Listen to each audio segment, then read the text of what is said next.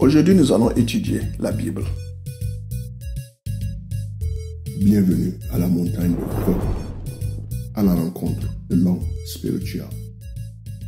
Quelqu'un m'a demandé de faire une étude biblique, d'aller en profondeur et de voir comment est-ce que la Bible est composée, qui a écrit la Bible, afin de pouvoir se rapprocher plus de la Bible et de la comprendre mieux. Alors nous allons étudier la Bible aujourd'hui. Entamons le sujet.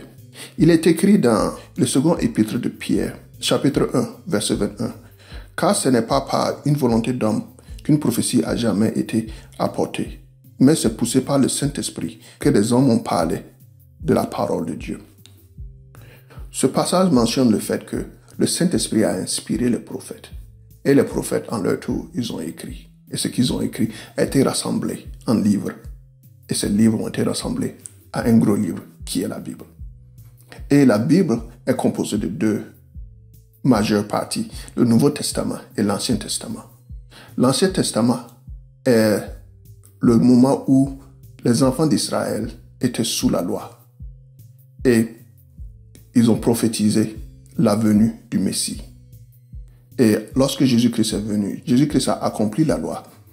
Et la naissance de Jésus-Christ a marqué le temps de grâce. En d'autres termes, l'Ancien Testament était sous la loi avant Jésus-Christ. Et le Nouveau Testament est sous la grâce après Jésus-Christ. Et chaque majeure partie, le Nouveau Testament et l'Ancien Testament, peut être redivisé en 4 majeures parties que sont, en commençant par l'Ancien Testament, la loi écrite par Moïse, composée de la Genèse, l'Exode, le Lévitique, les Nombres et le Deutéronome. Ensuite, nous avons l'histoire qui retrace l'histoire du royaume d'Israël par Josué, les juges, Ruth, le premier livre de Samuel, le second livre de Samuel, le premier livre des rois, le second livre des rois, le premier livre des chroniques, le second livre des chroniques, Esdras, Néhémie et Esther. Ensuite, nous avons la poésie, en partie écrite par David et Salomon, composée de Job, les psaumes, les proverbes, l'Ecclésiaste et le Cantique des Cantiques. Ensuite, nous avons les prophètes que sont Isaïe, Jérémie, les lamentations de Jérémie, Ézéchiel, Daniel, Osée, Joël, Amos, Abdias, Jonas, Michée, Nahum, Habakkuk, Sophonie, Agé, Zacharie et Malachie. Le Nouveau Testament aussi peut être divisé en 4 majeures parties que sont l'Évangile par Matthieu, Marc, Luc et Jean, suivi par l'histoire des Actes des Apôtres qui est le livre des Actes des Apôtres. Ensuite, nous avons les épîtres qui sont des lettres d'édification en majorité écrites par Paul aux Romains, le premier et le second épître aux Corinthiens, l'épître aux Galates, l'épître aux Éphésiens, l'épître aux Philippiens, l'épître aux Colossiens, le premier et le second épître aux Thessaloniciens, le premier et le second épître à Timothée, l'épître à Tite, l'épître à Philémon, l'épître aux Hébreux, l'épître de Jacques, le premier et le second épître de Pierre, le premier, le second et le troisième épître de Jean et l'épître de Jude. Et en dernier, nous avons la prophétie de Jean, qui est le livre de l'Apocalypse.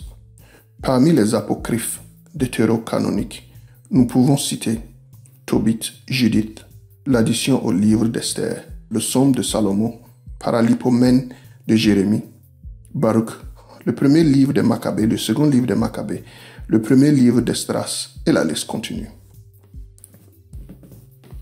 La raison pour laquelle la Bible des catholiques est plus volumineuse que la Bible chrétienne, qui contient 66 livres, est que les catholiques ont décidé que les apocryphes, bien que ayant des origines douteuses ou des origines qui ne sont pas hébreuses, peuvent être édificateurs.